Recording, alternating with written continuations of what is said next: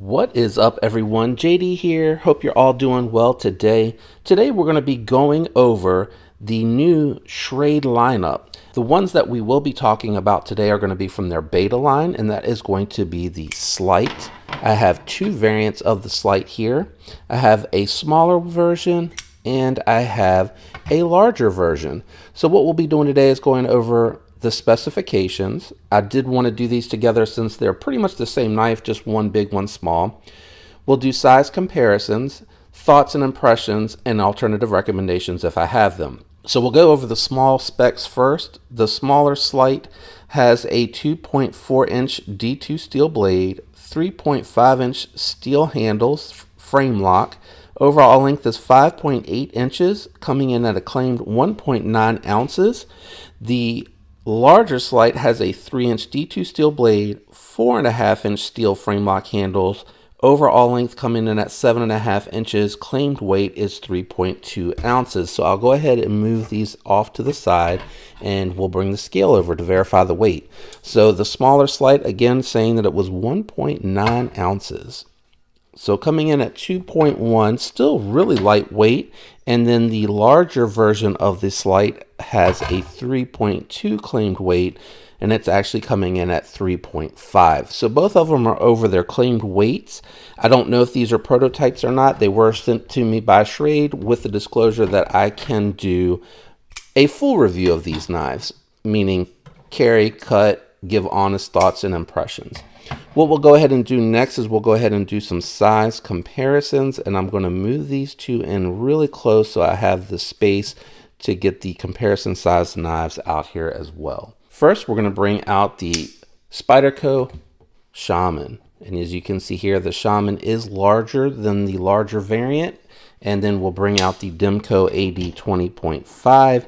The actual, I know it's a little hard to tell from here, but the mid-range Slyte actually comes in right around the same size as the AD 20.5. And again, these are just for size references so that you have an idea just how big or small the knives are. Let's go ahead and move these two out of the way, and I'll bring out a couple of other comparison knives for you, just in case that helps you a little bit better. We'll bring out the Benchmade Bug Out. As you can see, the Bug Out is larger than the smaller Slyte, but right around the same size as that larger Slyte.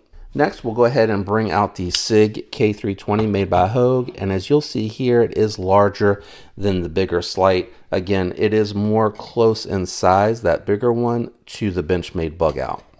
So let's go ahead and move these out of the way. We'll give you two more size comparison knives. And that is going to be my budget knives. It is going to be the KU321, also known as the Kubi Royal. This one's going to be still bigger than the smaller Slyte, but it is going to be a little bit smaller than that large one. And then we'll bring out the Buck 110. And as you can see, the Buck is just bigger overall.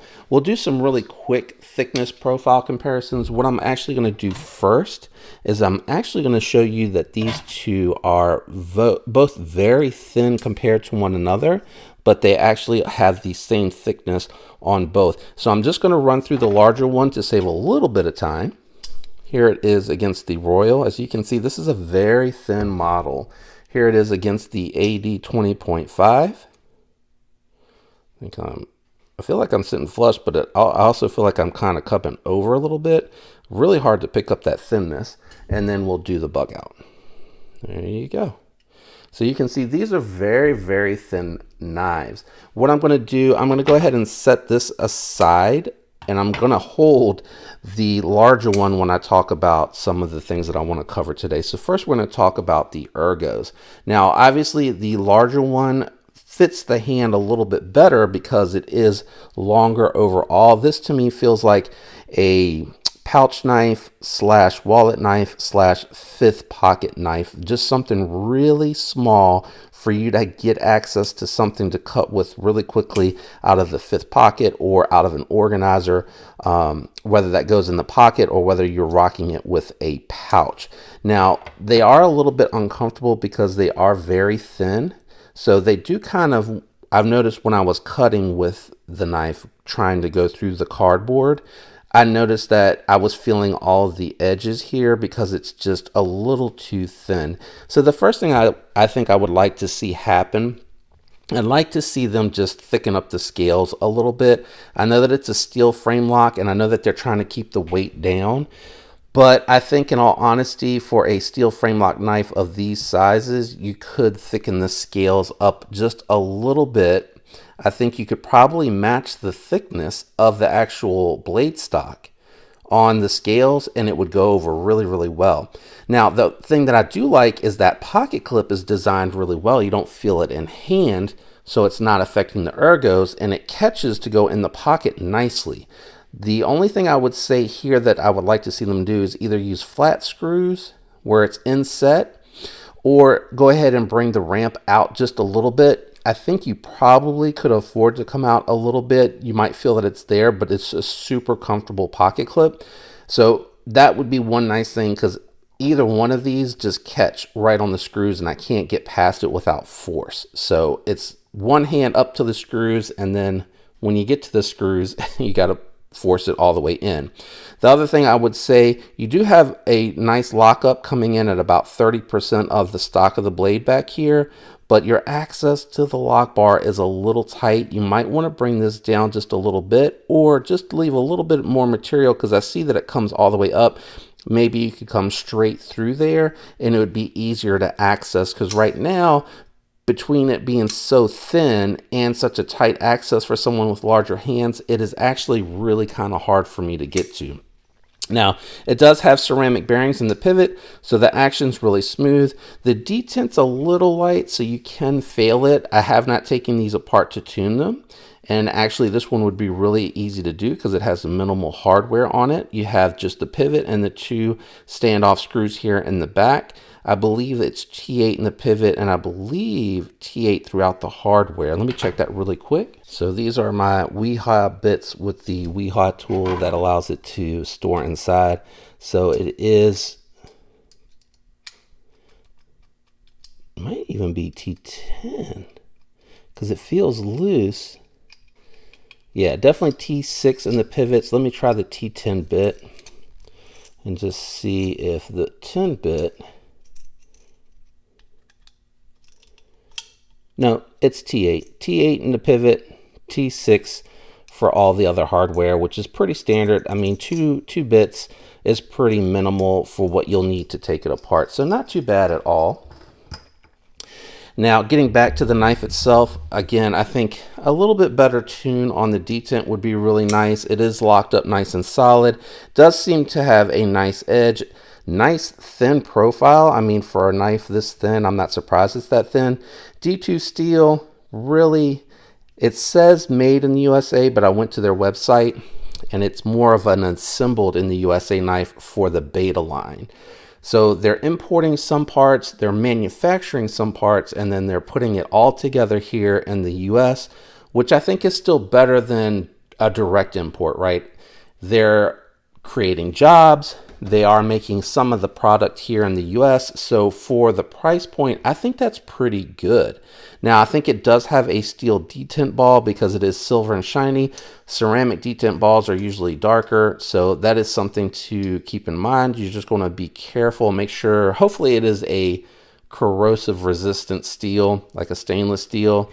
But overall, it's not a bad knife. Now, the reason I say that, I would be a little bit more critical if this was, you know, D2 with steel and they were charging 100, you know, 110, 120 bucks.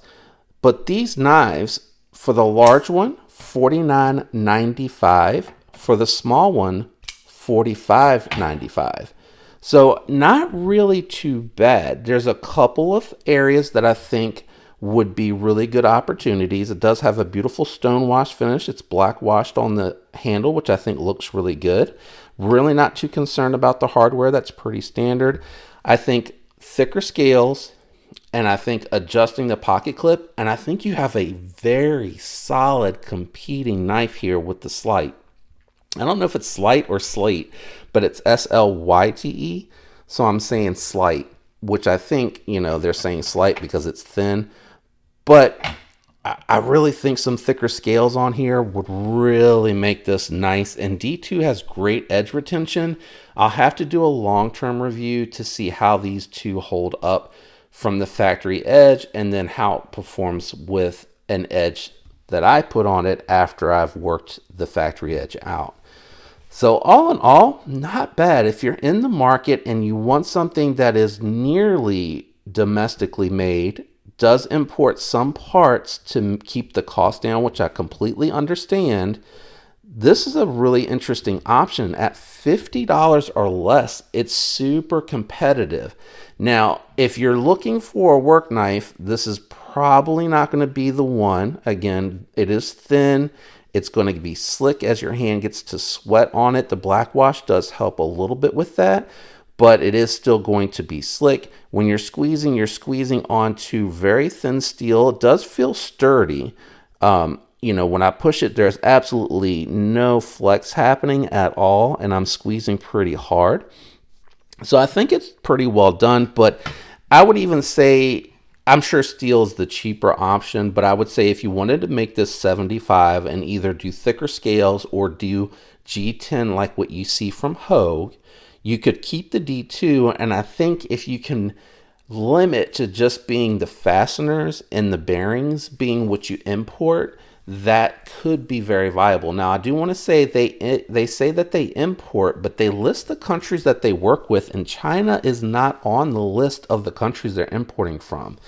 I think it's Japan, Taiwan. I think there's countries you can go to the website, and I believe, if I recall correctly, that that's what the beta line says about the knives as far as, you know, how their manufacturing works. Now, I do really want to quickly just bring in the tablet really fast just to show you some of the other ones.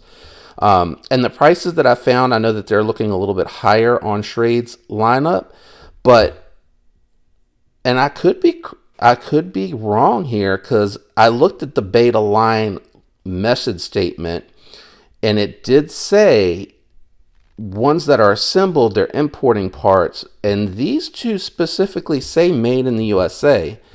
And I did look up the price on Blade HQ. So Blade HQ's price was the one that was coming in at $49 and $45 for these two respectively.